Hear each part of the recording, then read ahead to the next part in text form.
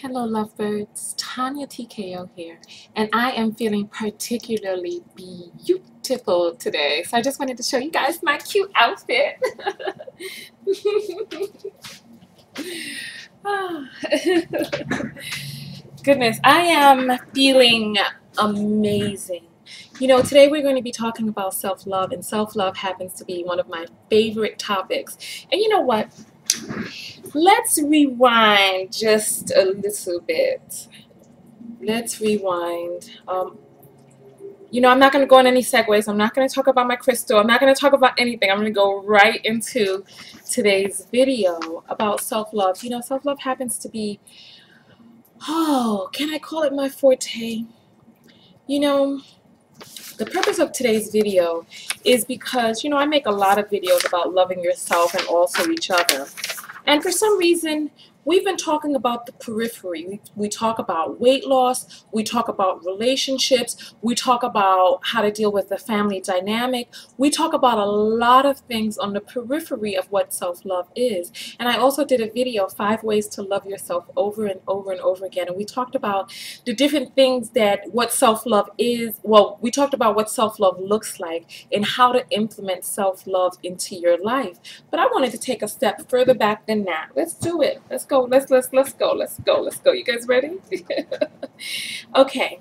Now, in order to talk about self-love, we have to let's break up the word. You know, let's talk about self-love. You know what? So I really have to do a quick segue. I have to, because I want you guys to congratulate me on my skin.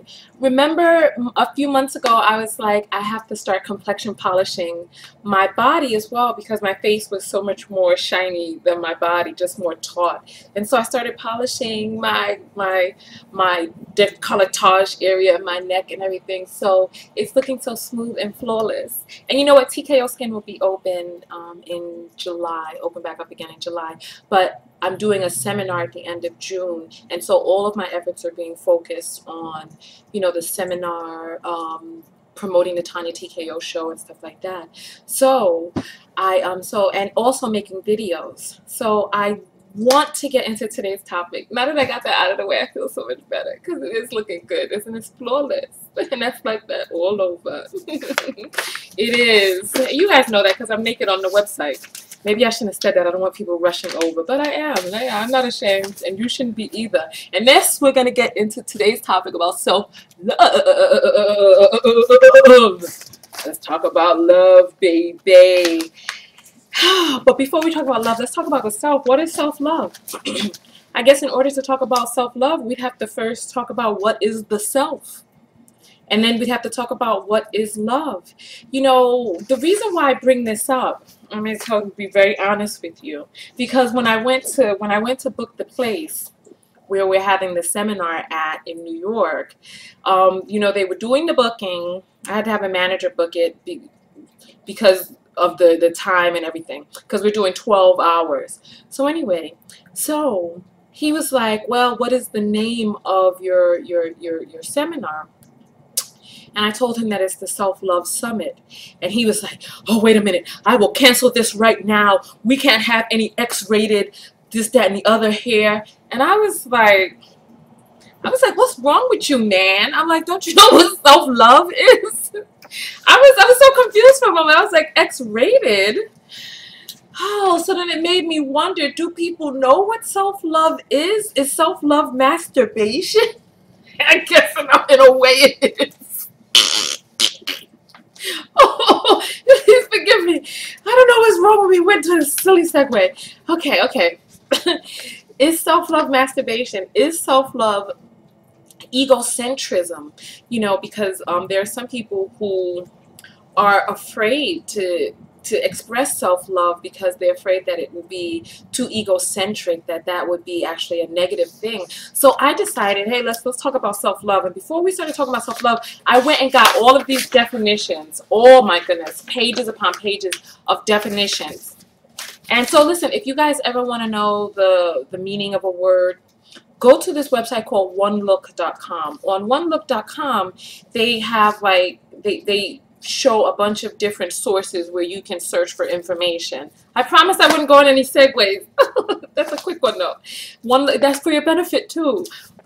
And educating yourself is a part of self-love as well. So onelook.com, if you go, you can also put dictionary.com has an app you can put on your phone. I hope OneLook has an app. I haven't started using that yet, but I need to, because when I started looking for what self-love was, dictionary.com's definition just, well, I don't know. I'll read that to you. But anyway, why do my videos be so long? I'm so sorry. I really want to get into it. We have a long topic today too, because self-love is so involved, right?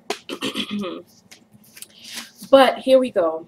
So go to onelook.com. You'll be able to search different resources. And much like on the internet, don't believe the first thing that you read. You have to do your own research and look in different sources, and you're going to see what I mean when I go through the different sources of definition. So what is the self? When I went to dictionary.com, self was a noun, a person or thing referred to with respect to complete individuality in terms of one's own self or person's nature or personal interest. And then also the ego, which knows, remembers, desires, suffers, blah, blah, blah, blah, blah, blah, right? So I was like, okay. A person, or, oh, you know what, actually, it wasn't dictionary.com that had the problem. It was Cambridge definition. We're going to get into that in a second. So, yeah. So this was the definition from dictionary.com, and I was like, okay, the complete individuality. All right. Cambridge.com, what is the self? And you know, Cambridge is the English dictionary. So I did Cambridge, Merriam-Webster, American Heritage. Cambridge says this, and they have hundreds on there. Just check. All right. This is onelook.com. Okay, go ahead. So from Cambridge, it said the set of someone's characteristics, such as personality and ability, that are not physical and make that person different from other people. So is the self not physical? Is it? Let's talk about it. Okay, Merriam-Webster says self is the entire person of an individual. And then Merriam-Webster also went in to say the union of elements, as in body, emotions, thoughts, and sensation, that constitute the individuality and identity of a person. Not bad, huh? And then American Heritage says the total essential or particular being of a person, the individual. It also says the essential qualities distinguishing one person from another, in other words, individuality. And then 3, one's consciousness of one's own being or identity, the ego. So here we go, another talk about the ego, right? And then here we go, Merriam-Webster says self is, I read that already. So I read all of those. So that was what self was. What did you guys think of that? If you were to define what self is, what would that look like? What is the self? You know, and then when we talk about love, what is love? You know, the video, I wanted to read all of them to you, but you guys can run there and look. Cambridge, this is why I don't know about using Cambridge anymore. Love, in the definition of Cambridge, is to like another adult very much and be romantically and sexually attracted to them, or to have strong feelings of liking a friend or person in your family. That's what love is. So I had to laugh at that. And then who else had a good definition of love? I want you guys to just go look this up. Look at this. American Heritage said, a deep, tender, ineffable feeling of affection and solicitude towards a person. Solicitude. Such as that arising from kinship, recognition of attractive qualities, or a sense of underlying oneness. Okay, and then they go on into a feeling of intense desire and attraction towards a person with whom one is disposed to make a pair, the emotion of sex and romance. And then it goes on to say 3, sexual passion, sexual intercourse, a love affair. Oh Lord, this is part of the reason why we are in such trouble now. And then here we go. They also had in here this, I had to put up a question mark on this. It says an intense emotional attachment as for a pet or treasured object. That's love. I don't even know what to say. If you had to define what love is, well, how would you define it? We're going to talk about that in a second. I want to get through. I remember there were some good ones. Okay, this is Merriam-Webster. Merriam-Webster says, strong affection for another arising out of kinship or personal ties, maternal love for a child, or as in maternal love.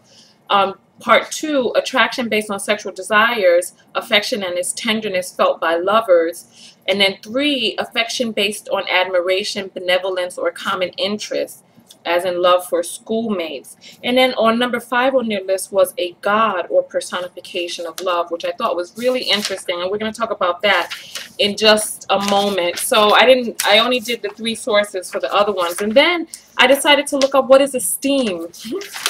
You know, so we can talk about self-esteem. American Heritage says to regard with respect or to prize, and 2, to regard as in consider.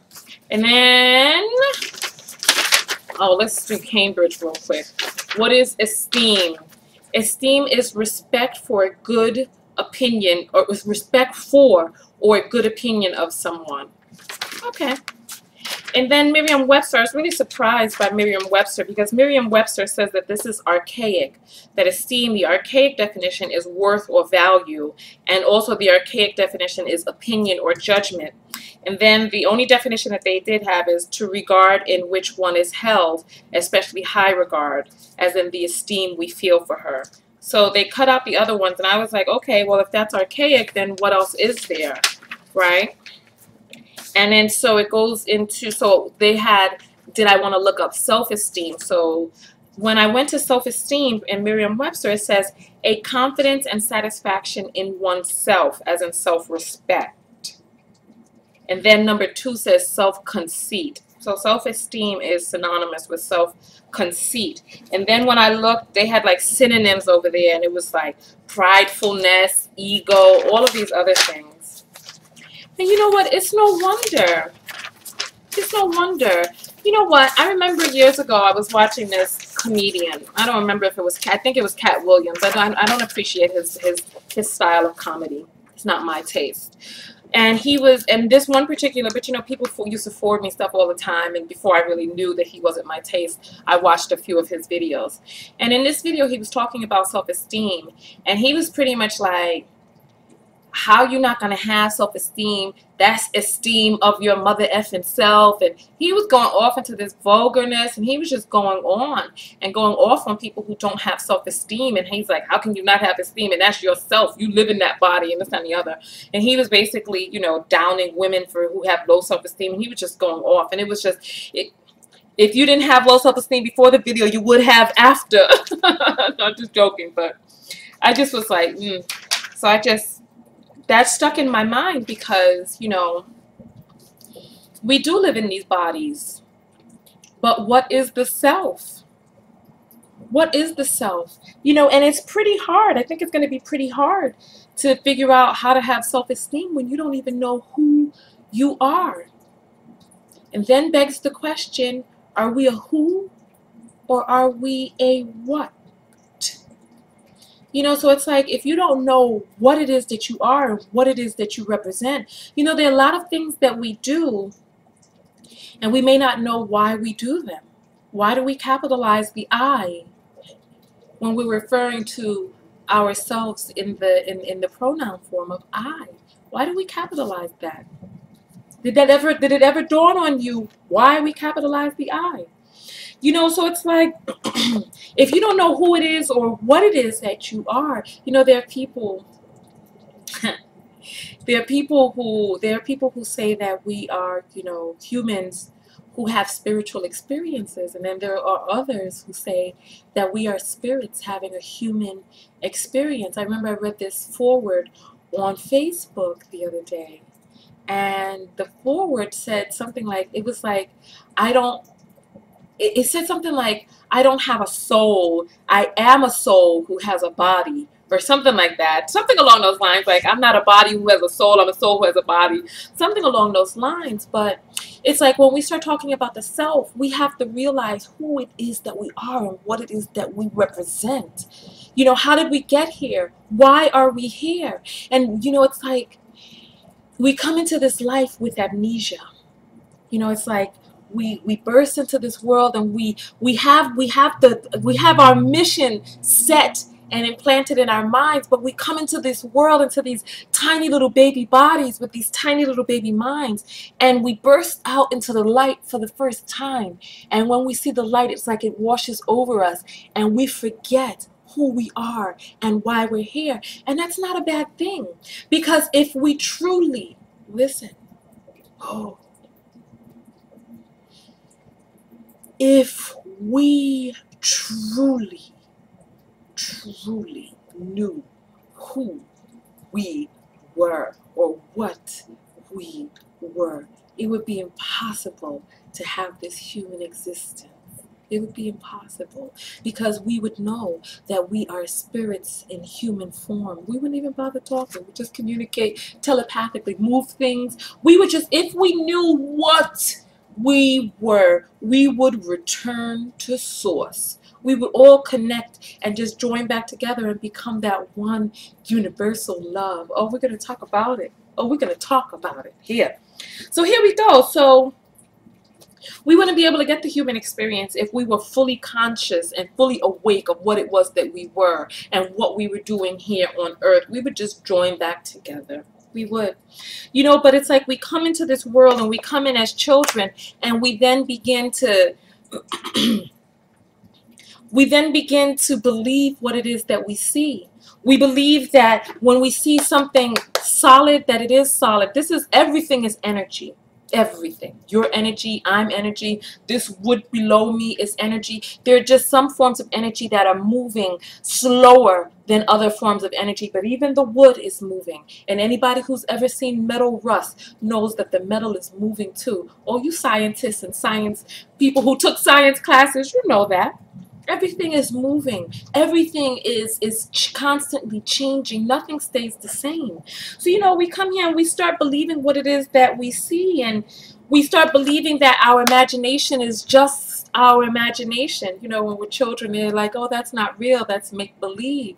And, you know, it begs to question, what really is make-believe? Is what we see here real? Is this paper real? Is this me sitting here talking to you real?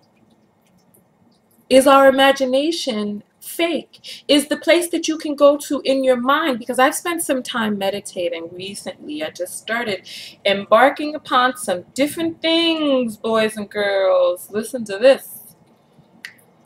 I heard about this place called the seventh dimension. I also heard about this place called the Akashic Records that you can access in your mind. Let me tell you something real quick. I said I wasn't going to go on any caveats or any side segues.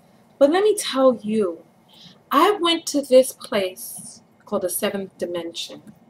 And to get to the seventh dimension, you just have to access this place in your mind. You just keep going further and further and further and further and further up past all of these different things until you get there. And when I went into this place in my mind, I realized that the area inside God, how do I explain this without sounding crazy? Listen. I discovered that the area inside your mind is boundless. Honey, oh, listen, boundless. You can go any and everywhere in your mind. Oh, baby, you can travel from here. You can be someplace else instantaneously. You can communicate with other people in your mind. You can communicate with yourself. You can communicate with your guides in your mind. It's like there are realms.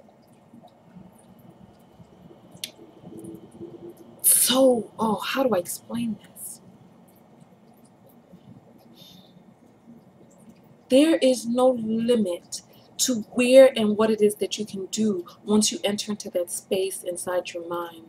You can see, you can smell, you can taste, you can touch. And then you open up your eyes and you wonder, what is really real?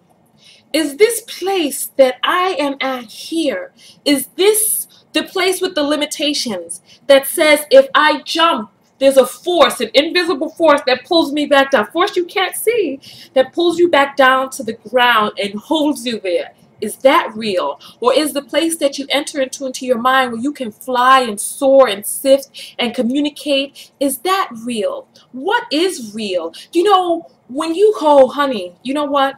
When you start getting into this, I know for a fact that there are people out there with psychic abilities. I know, because I've had a person read my mind. Yes, and I know that it's real. And I'm like, how is this person able to access information that is inside my mind? I was freaked out by it. I really was. I was actually amazed. I was jolted, because you know what, you always hear about those parlor room psychics. You go to the parlor and they're like, oh, I see something in my crystal ball. No, honey, there are people who can really, honey, there are people who can. How did this video turn into that? I meant to go down my list. Oh, I said I wasn't going to go in any segues. I said I wasn't. But let me get back to my list. Let me get back to my list. Did you want me to finish that point? Yeah, some of you want me to finish the point. There are people who can communicate with beings that are no longer here. There are people that can communicate with other people who are not in their presence. There are people who can touch this pen and find out who had this pen before me. There are people who can do that. And not only that, you can do it too. But it's like we come into this existence and we forget who and what it is that we are and what it is that we can do. Because if we truly knew, there would be no need for communication. Think about it when you were a child. You ever seen children playing? They're babbling and they're doing other stuff with other children, but funny, lo and behold, that other child knows exactly what they're saying. How are they communicating? Are they communicating telepathically? Are these words and these sounds? First of all, language represents the word that it is used to define the sentiment or the idea that word is used to define. But there's so much more, because I can say the word jab, or let's say the word slice or stab. They both are two different things. I mean, cut with a knife, but one, they're two totally different actions, because there are connotations associated with all of those. You know, like if I said, what's the difference between the word run and flee? You know, flee is to have to get the heck out of there. And then what's the difference between leave, run, flee, or even scurry? Scurry has a connotation that there's something happening, like a fast motion that's kind of like jibber jabbered. Do you know what I mean? So it's like these words are used to represent ideas. But when children are young and they're communicating and they're using this blah blah blah blah baby talk, how are they communicating? How is it that a child, and I wondered this when my niece was little. Oh God, I'm on so many segues. But how is it that a child knows that you're looking at them? You know, when my niece was a baby, she would cry. When Tiara was a little baby, she would cry. And when we turned to look at her, she would stop crying. I said, how does this baby who has never looked in a mirror, she was maybe 6 months old at the time, she'd never looked in a mirror, had no concept of, she didn't know what she looked like. She knew what we looked like. How does she know that these two circles were eyes? And how did she know that those eyes could see her? How did she know? How did she know that this wasn't the way a person sees from the back of their head? How did she know that? How did she know that these aren't eyes? You know, but she knew, and she had the feeling when eyes were on her. And how did she know how did she know that this look meant stop? You know, as she grew older, how did she know that look meant stop? You know, how does a person not know a language? When I was I know, because I've traveled to other countries. I was in Japan, and I've been in 26 countries, but in the countries where you have no idea what the people are saying, how is it that when I was in Japan, I could tell if a person was happy or unhappy, talking junk? How do you know when you're in the nail shop and someone's talking junk about you? And they're like, How do you know they're laughing at your feet? How do you know? You know, because we as human beings, we emit a vibration. God, I wish I could talk for 2 hours. You know what, as a matter of fact, I can't, because my summit is 12 hours long. And we're not going to just talk. We're going to be doing activities to really get down to the heart of the matter. But we're going to talk about that in just a moment too, right?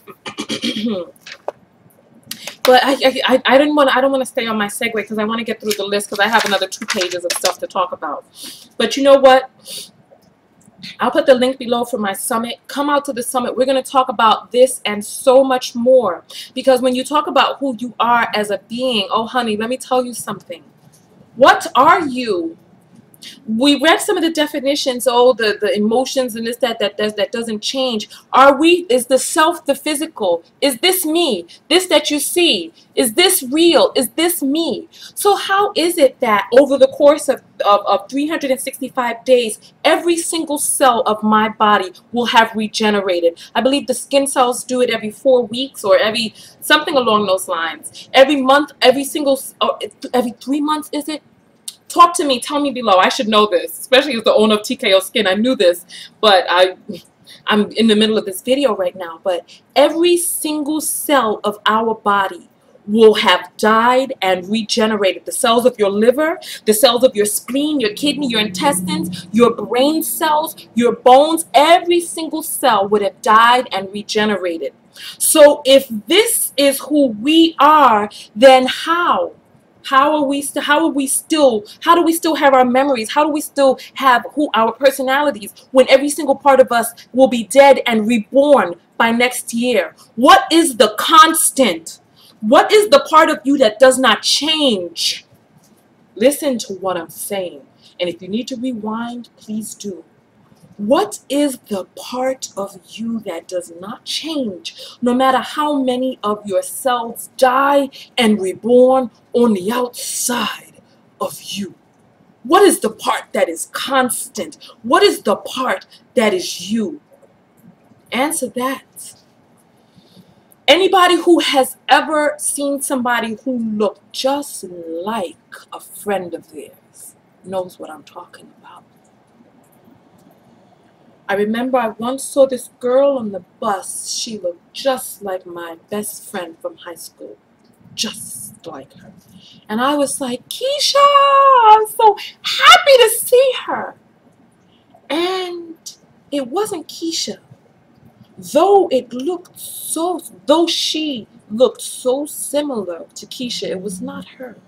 And there's something very special about this human experience, the memories. Though this person looked like my friend, she didn't have the memories of my friend. She didn't have the genetic makeup and predisposition of my friend. She didn't have the inclinations and the training and the life and the past of my friend. So this person who sat there, who looked just like her in physical form, was not her.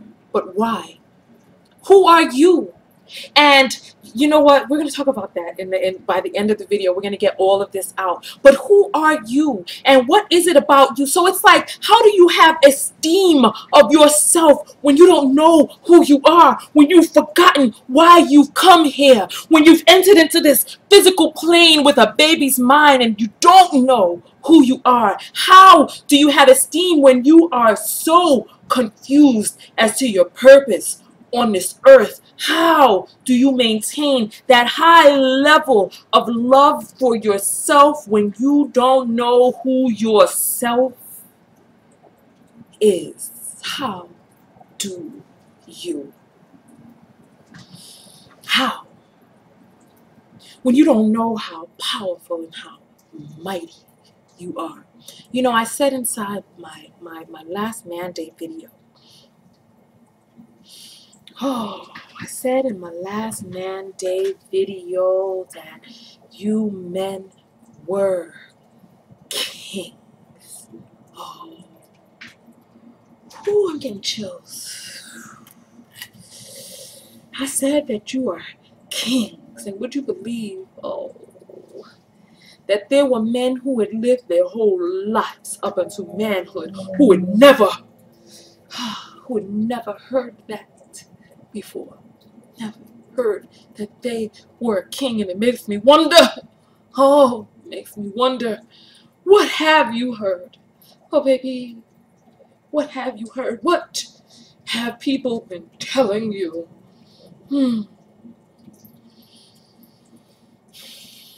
Because you are so much more than what you see, honey. So much more than what you think you are, baby.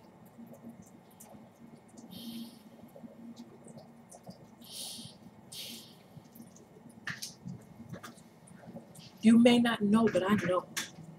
And you know what? There's a part of you who knows too.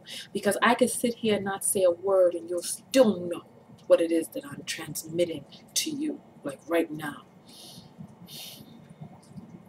You'll know. This is part of the reason that I'm doing the summit. This summit is not just going to be some lecture where I stand up there and talk. No, we're getting down. We're getting into it. We're going to go inside that washing machine and pull out that red sock. You know, we're going to get into that in a moment. You're going to know exactly what I'm talking about, but we're going to go in. The reason why I'm doing the seminar in person is because there's some things I can't translate in video. There's some things you need to be in the same room with me to feel. You need to come and experience that in person. You need to feel, and you need to start enacting some change. We're going to call upon, oh, honey, I'm not going to go into no more. Let's go down my list. Let's go down my list. I want to finish. I want to finish. Come on. Let's keep going. Let's keep going. You know, there's some people, you know, when I say that, look, I'm only up to like number 2. I still got 2 more pages to go. I really do. I do. Bear with me, please. I'm trying, but there's just so much to say. And that's why I'm glad we have 12 full hours that we're going to work on activities, and we're going to do some meditations, and we're going to do some things, honey. We're going to get into it. We're going to pull out that red sock. Let's talk about it. Okay. When I said that when we came into this world, we began to believe what it is that we were taught and that we see. We began to believe the myth of this fallacy all around us. You know, we began to believe that solid is real. I went into that already. That we can't communicate telepathically. Some of us believe that psychic ability, that if you have psychic ability, you're evil, and we all have psychic ability because every single last one of us has had a hunch or an inclination about something. Buy this, don't buy that, don't walk down there, don't do this. And we've all had that, do this, and you don't know why. And then you go and you do something, your spirit told you not to do it, and it ends up in disaster. You're like, I knew I should have listened.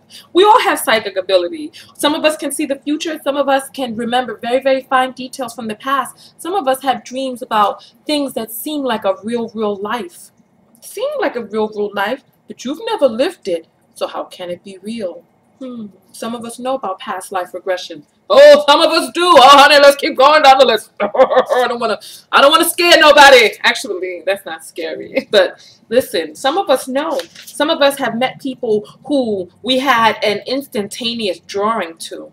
We don't know why. Oh, some people out there, honey, let's talk. Let's talk some real talk right now. We grown folks watching this, right?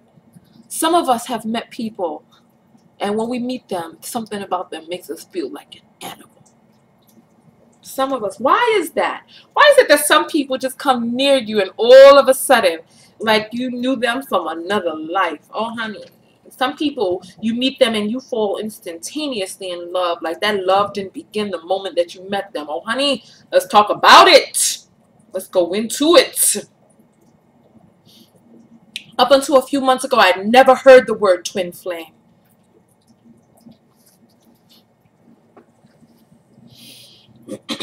Let's go on. Let's go. Some of you who have pets, you know, because there's something very familiar about that pet. Let's keep going. So much to talk about. So much to talk about. So, as children, we learn to suppress our desires and our natural inclinations. You like me going down my list? Our natural inclinations. Do you remember when you were a child and you were happy? Do you remember how coloring and playing? Remember when you were in school and you used to color and play, and it seemed like playtime was too short, and that was all that was on your mind, and you used to laugh and dance and sing and everything. You rip off your clothes and run naked, and something along the lines, somewhere something happened. Something happened. And I hope you guys saw my videos that I did when I was in Hollywood, because I want to talk about that in the next example. But I saw this quote, and you guys can write in the comments who this quote is by. When we're young, our parents teach, when we're young, our parents spend the first years of our lives teaching us to talk, walk and talk. And then they spend the rest of our lives teaching us to sit down and shut up. Or society, or I don't know. Write the whole quote below. I read it, and I thought that it was a phenomenal quote. But you know what? It's like somewhere along the line, we lose that somehow. I remember when I was in California, I asked a man who was a singer to sing for me, and he felt like it wouldn't be good enough. When did we start feeling like we're not good enough? When did we start feeling like you have to be able to be on America's Next Top Idol just to be able to sing or sing karaoke? I'll never forget, I went to a karaoke bar with a guy who was like, just because I couldn't sing, he was embarrassed. I didn't care. I sang anyway. And then there was some people across the way. I almost left him to go hang with the other people who didn't care about singing qualities. He wanted me to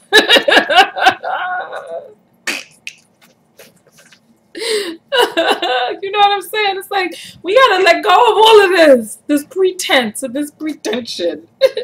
So you know what? Listen, somewhere along the line, something happened. And in that video that I did in California, I'd approached this guy with my camera, and I'm all like, how you trying to interview him, and he's like, I'm gonna break your camera if you don't stop following me. And I was like, that had never happened to me before. I had no idea, because you know what? He was an African American guy. He was black. He had on this Darth Vader costume, and I was not afraid of him when I first approached him. I actually wasn't afraid of any of those characters, but he made me think, and he made me realize that, you know, I mean, though you see a person dressed up as Spider-Man, that's not really Spider-Man. And the person who was in that mask, somebody wrote in the comments that there might be a reason why they're in that mask. Honey, there might be a reason why they're hiding out in plain sight. So, you know, so it's like, I had a certain amount of trust for these people, because they are characters, they're actors, they're people with these costumes on, and I let my guard down, and this guy said he was going to break my camera. Now, after he did that, I became more cautious, you know, but I think that in our life, this happens a lot. It's a learned response. You know, things happen to us, you know, somebody breaks your heart, and then the next go round, you're not as open as you were before. You look for certain patterns and certain behaviors. And you know, there's a difference between getting better and getting bitter. We talked about that in another video. You know, so it's like we have these things that happen to us, and it changes and alters our perception in who we think of, what we think of the world and what we think of ourselves. Some of us were molested when we were young. So even at a molested, abused, mistreated, maltreated, victimized, talked down to. So it's like we never even had a fighting chance. You know, it's like we come out the womb, and then 6, 7, 8, 9 years later, someone is poking around in your genitalia. It's like, how do you get that childhood innocence back? You know, someone punching you down when you're a child, or cursing you out. I see people on the street cursing out children, and I'm like, they never had a starting chance, because at the age of 3 they were already being emotionally pummeled. You know, so it's like along the way. So it's like, how do we know who we are when we are forced, well, not forced, when we come into this existence and we forget who we are, and then these activities and these things happen to us to further drive deep within us these other ideas about what's really going on, you know, and what we're here. So, you know, very early on, some of us learned that we can't trust. Some of us learned that we were stupid. Some of us learned that we were fat. Some of us learned we were undesirable. Some of us learned that we were not wanted as children. You know, so it's like, oh, and then I have a quiz for you guys. I have a quiz. I have a quiz. Okay. You don't need pen and paper for this quiz. Just think about it in your mind. You can pause the video after I read it, but here's a one-part quiz. All right. What does it mean when you text someone and they don't text back?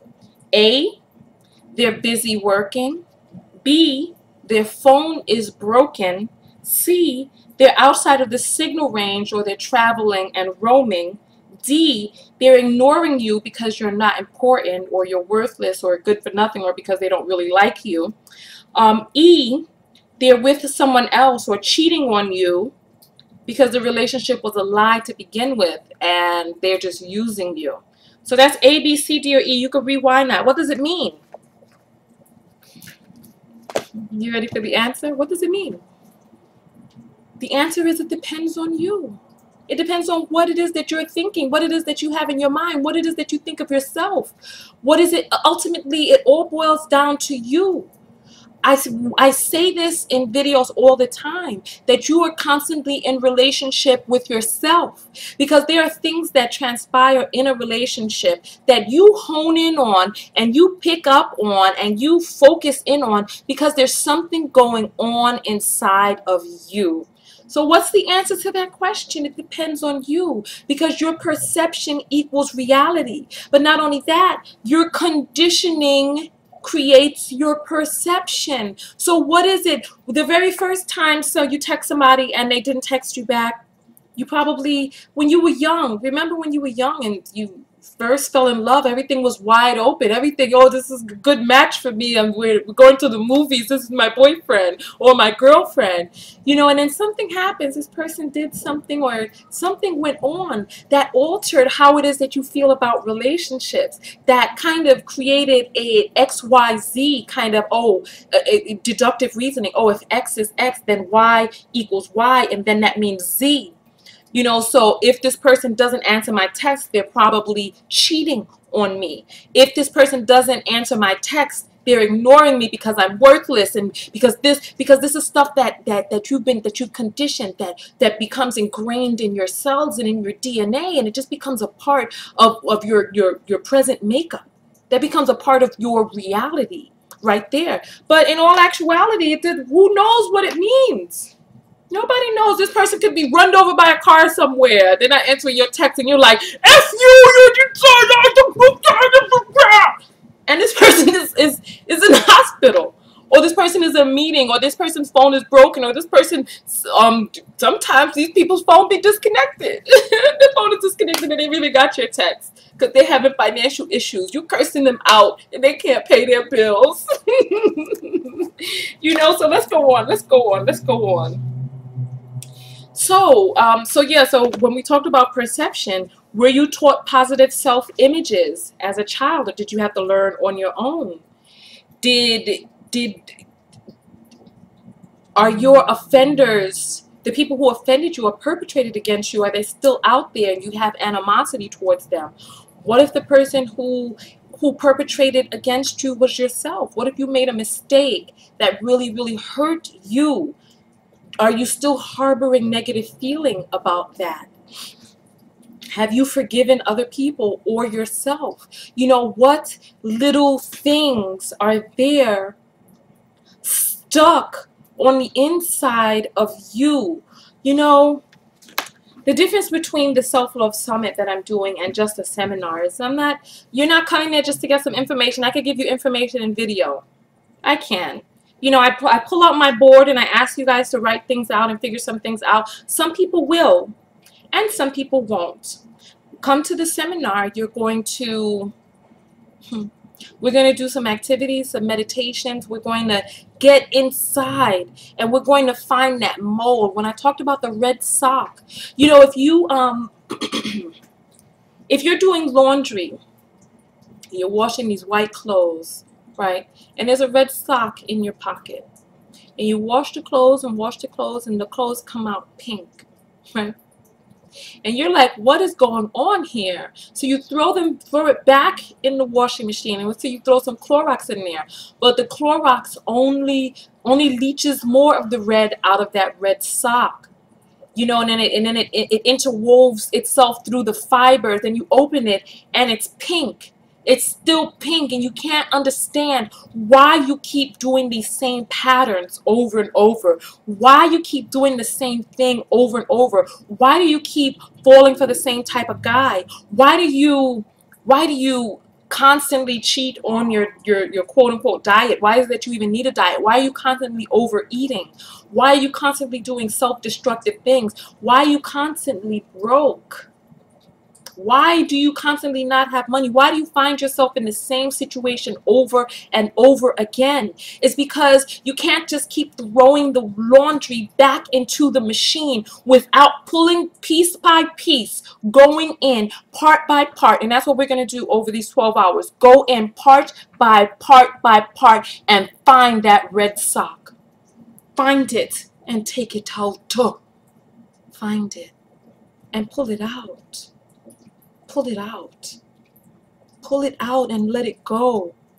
Find it. Identify it. Find out what's the matter. Because you know what? That's what I had to do. It's great to do some affirmations. It is.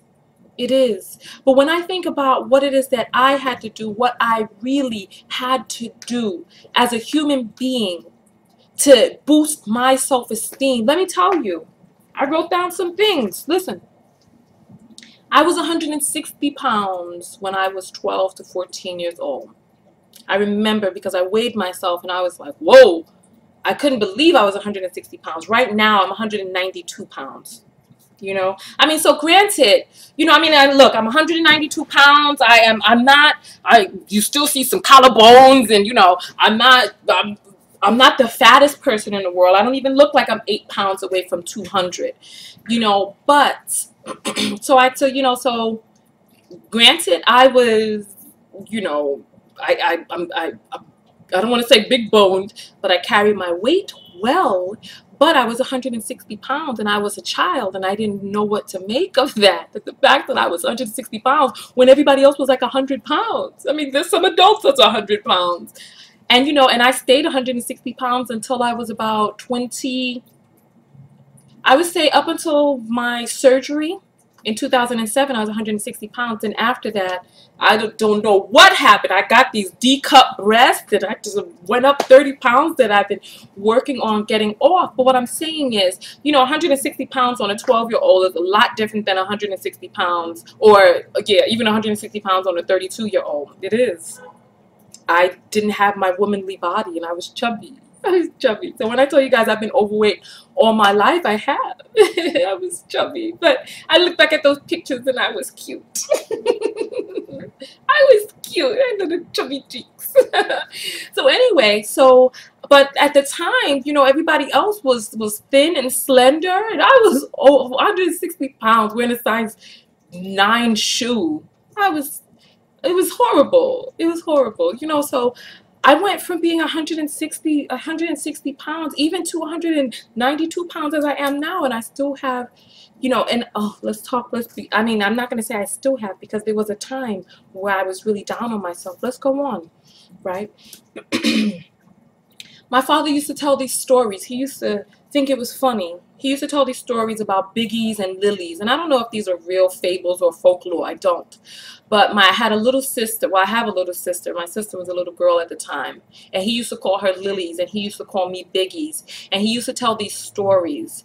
And because my father was the youngest, you know, well, the youngest boy, he wanted to make sure that my sister didn't feel the lambastment and segregation or whatever it was that he felt as a child. So he used to tell these stories about biggies and lilies, and biggies was an ineffable fool, a buffoon.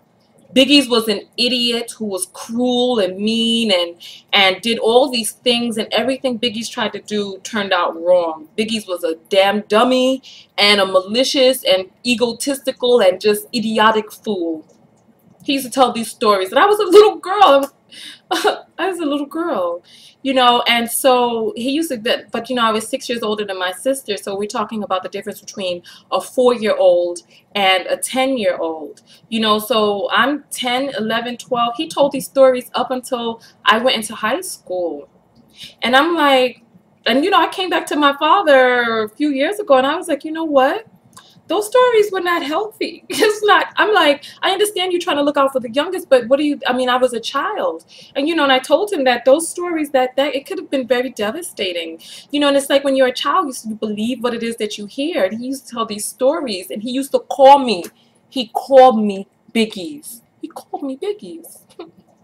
I was already overweight, and then my sister was spry and thin and resembled everybody else in the family. I mean, I was big, and I just stood out. Everybody else was slim, and so he called her Lilies, and Lilies was smart and used to always, like Tom and Jerry. I would say like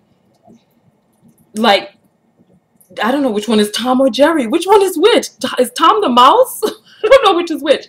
But like the cat who used to do all these stupid things and get fouled, and the little mouse, even like with Tweety Bird and Sylvester, and the little mouse and the little bird was so clever. That was Lily's. Lily's was so clever and so smart, and Biggie's was this big dumb doofus buffoon who just everything Biggie's tried went to crap. Weird. So so my father used to tell those stories. I was one of very few black children in an all Latino school, and so how is it that I went from there to having the esteem that I have now? I remember when I was maybe 5 years old, I used to wish I was white. I used to wish I had that long hair that they used to show in the Pantel commercials, or what did they have? What, Vidal Sassoon? No, that's jeans. I can't remember what it was, but it was like they used to swing their hair in the commercials. I used to wish I was white. How did I go from that to, being a successful entrepreneur who has never worked a full-time job, who has never been in tremendous financial distress? I mean, we've all had our moments. I mean, my mother passed away when I was 19. She died when I was 19 years old in college. Now, I just left the house. I just gotten out on my own. My mother passed away. I didn't even know who I was yet, and my mother was gone. And then my father decided to withdraw financial support from me. Well, my mother was the one who decided to do the student loan stuff. But my father, he comes from a small Caribbean island. He felt that I needed to come back home, that I didn't need to be out gallivanting in Atlanta somewhere. So he decided he wasn't going to take out any student loans from me or help me pay for any books or anything. This is what he decided. And so, God bless him, and I learned that parents do the very best that they can with the information that they have, and, parents are human too. So, how is it that I went from that to, forgiving and loving my father, so much so that when you guys hear me talking about him now, I don't harbor and hone in on that stuff from the past, so how is it that I went from that, And this is something I've never said in videos before. I was raped. Yes, I was. I was raped. And I remember I told a friend of mine, we came into contact with the person who raped me. And I told her, because I was like really shaken up because I hadn't seen him since that whole time. And so I was like shaken up, and she was like, what? And I was like, I just started crying. I had to get away from him because he tried to hug me. He tried to hug, and I nearly lost my damn mind, and I had to get out of there. And so she was like, what's the matter? Oh my goodness, what's going on? And I told her, and she decided to tell me at the time that maybe I was mistaken. Because he's so popular, why would he need to do that? So she told me that I was mistaken, and tried to convince me that I was mistaken, right? Now, I don't want you guys to feel sorry for me or tell me that anything that I need to do. I've already passed the statute of limitations. So when I talk about, rape and stuff now, I know that it's really important for you to stand your ground. And listen, listen. Stand your ground and go and do what you need to do to make sure that this person knows not to come and hug you afterwards. This ain't no mistake, fool. Don't come and try to hug me. This was what it was. Tell the police and let this person, let them figure it out in the court of law. So anyway, so how did I go from that to having my esteem? How did I go from a chubby girl, you know, whose mother passed away, who didn't want to be black and all this and how did I go from that to loving myself, to being who I am, to being who it is that I am today? It's a process, and it took me really digging in and pulling out that red sock. It took me really going in and pulling that out. Maybe I don't want to say black socks and your whole laundry would be dingy, but that's a good example too. But go in and pull out that off-colored sock. Go in and pull out that mold that's hiding in there, that thing that you've never admitted to anybody. Sometimes it's great to just have a witness, to just lay it on human ears, to just put it out there in the atmosphere, to say, yes, this did happen. Put it out there and start working on how to get that healed, how to extract that and build back up you know, when you pull out a little piece from the foundation, you know, like with Jenga, you pull out the little thing and everything crumbles down. But that's something that you need to pull out, because everything built atop that is topsy-turvy and wobbly and creating the same result. How do you go in there? How do you go in and pull that out and then rebuild into the person that you are to be? How did I build into the woman that I am right now? How? And then what is self-love? What is self-esteem? It shows itself in every different facet of your life, from what it is that you choose to do, to what it is that you choose not to do, not to participate in, not to have around you or in you, beside you, or just as a part of you. When you go to the grocery store and you have to make the choice between buying something in a box or buying something on the produce section, buying something that's manufactured or something that's alive, when you have to make the choice between organic or non-organic, what is it that makes me choose organic? What is it that made me, after all that I've been through, when it was time for me to partner with a man, what was it that made me share my virginity instead of losing it? Oh, what is it that made me share it instead of losing it? What is it that made, when that guy called me, when he called me the B word, when he called me a bitch, what was it that made me decide to never grant him audience with the queen ever again? Never spoke to that man. Actually, he started calling me recently. But what was it that made me decide to remove myself from that relationship once he called me a bitch? One time. One time. Oh, I don't play that. No. What is it that made me not, quote unquote, play that? You know, what is it that makes me exercise? What is it that makes me get up in the morning and work out, regardless of whether I lose weight or not? What is it that makes me drink fresh, clean water? Speaking of water, honey, I bathe with filtered water. Please. I do. I bathe. I have a water filter on my shower, and I bathe with filtered water. So imagine what I drink. Honey, please. All right, let's go on. What is it that makes me pick up veggies and fruit instead of donuts or other processed product? What is it that makes me do that? What is it that makes me say no to one thing and yes to another? You know, what is it that when I shave my head, you guys remember I shaved my head bald, spit shine bald. Do you remember that? And I had three little streaks in the back I didn't know were there. And I turned to the camera and everybody started laughing at me. What is it that made me shave my head bald and still feel beautiful? How many people can say that they can strip their hair off their head and still feel lovely no matter what? What is it inside of me? You know, what is it that made me go natural in high school when I was 17 years old, when jerry curls and perms and wave nouveaux were the move? What was it? You know, what was it that...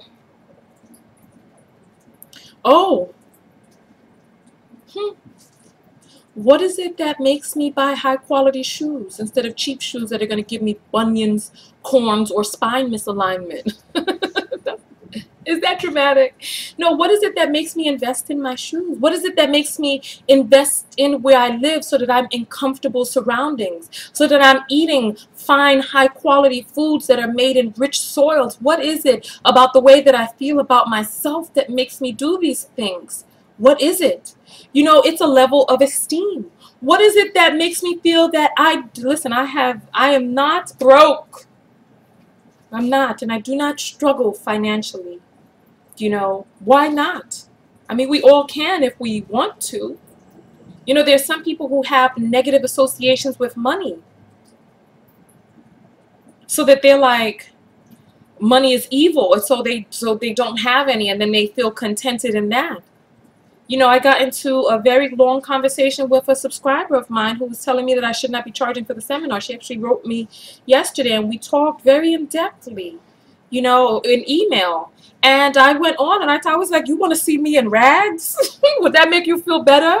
If I was eating poor foods and my skin was blotchy and I had blemishes all over the place, would that make you feel better? Would you want to see me broken down and suffering?" I mean, it's like, where is the virtue in suffering? And why is it that suffering has become virtuous or synonymous with being with good? Don't you think? Oh, Lord, don't you think the Most High wants us to have abundance? You know what? These lives that we make, we create for ourselves. What type of life are you going to create for yourself? You know, that's all of my notes. I didn't take any more notes, but there's so much more that I feel like an hour! Oh, this video is an hour. I think this is my longest video ever, but let's wrap this up. Because I want you guys to know that the Self-Love Summit is not just a seminar. It's not. Self-love is just not in the periphery actions that you try to do. It's the things, it's that driving force that propels you to do that, propels you to exercise, not because you hate your fat, but because you love your health. Do you see the difference?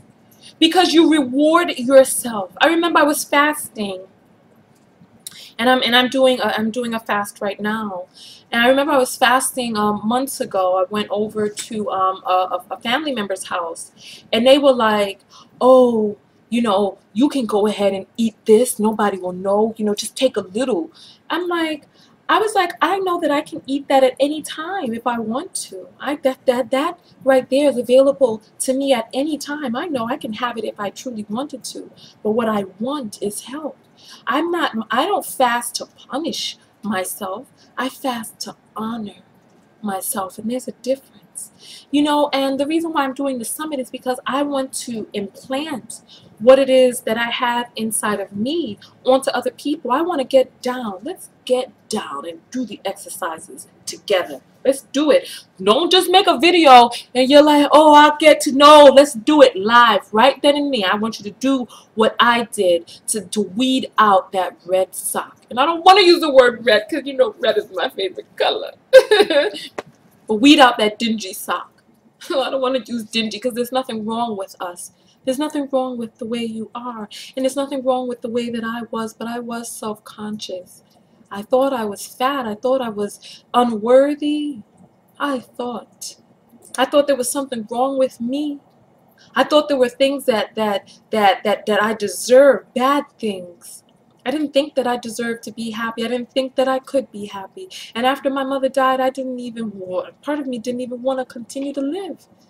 But I'm happy to be alive, and I'm happy. Instead of focusing on why she died, I think about why. Oh, honey, why she lived. I think about why she pushed me out into this world. Speaking of which, one of my family members, and I talk about this in my book. Let me grab my book real quick.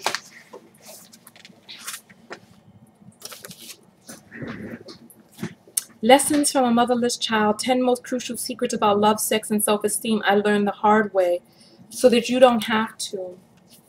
I talk about this in my book. One of my family members decided to tell me that I was a birth control baby, and my mother was on birth control, and that she slipped up and got pregnant with me. And then I show you guys what it was that I did after that and why I felt proud. Oh, honey, I was like, I was meant to be here. Oh, birth control couldn't stop me. Oh, baby. What is it that made me focus on that instead of the other way around? Why do I have bulletproof self-esteem now?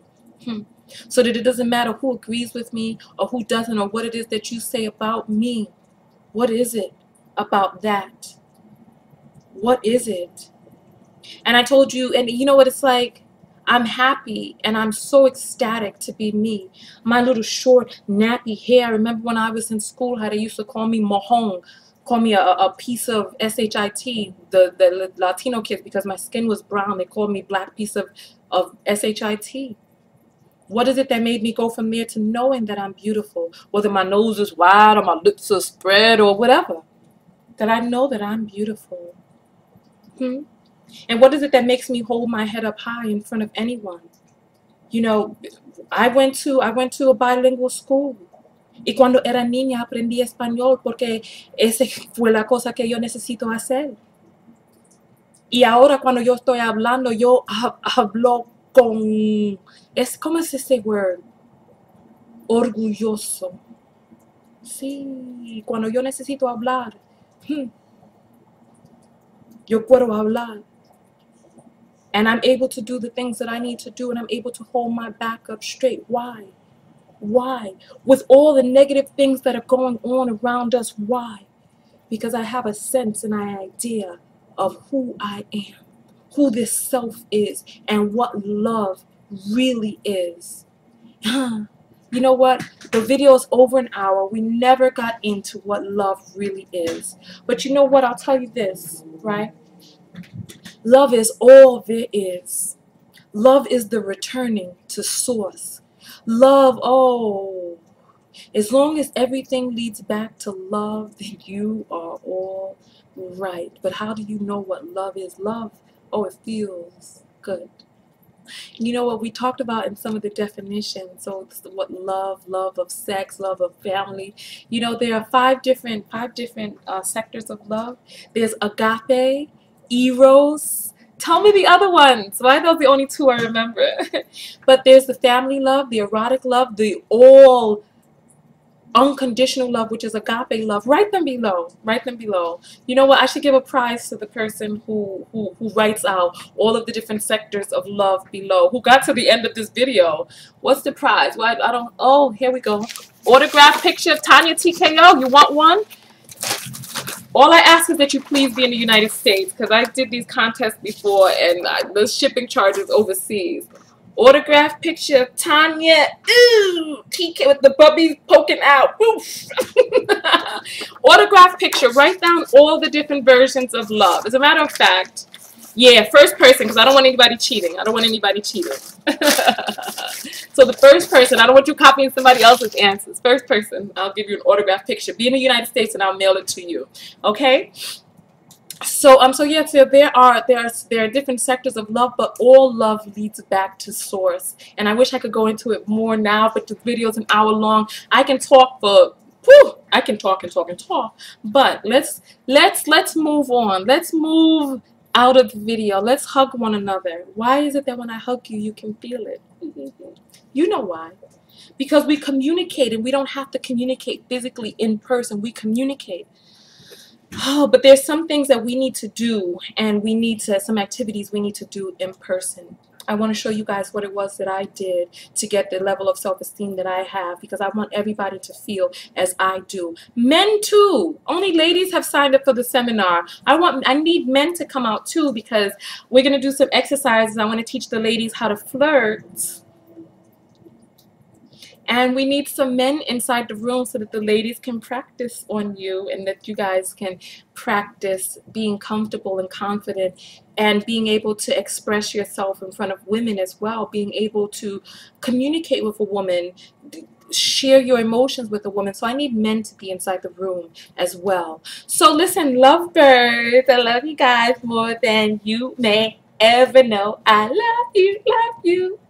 So I do. I do. I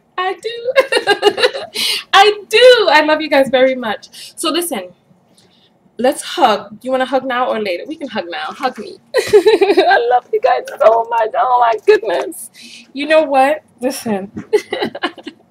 Here I've added another hour into the hundreds of hours of videos that I have. So listen, please know that I do love you because it is Saturday and I just spent an hour talking to you guys. And listen, all for free. This is free information. And the seminar, the cost is so reasonable. I kept it as low as I could just to be able to pay the rates of the room, etc. So listen, come out and have a great time. Fix, heal, grow, laugh, love, change.